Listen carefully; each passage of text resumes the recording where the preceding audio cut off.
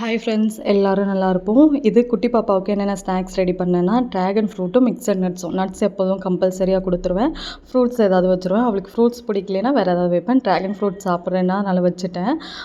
அடுத்து ஸ்கூல் அவங்க ரெடி ஆகிட்டாங்க. பக்கத்துலேயே உட்காந்துக்கிட்டு அவங்களுக்கு சாப்பாடு ஊட்டுறது, அவங்க காலைல எழுந்திருக்கிறது அதெல்லாம் அவங்களுக்கு இன்னும் செட் ஆகலை. பட் ரெடி ஆகிட்டாங்க.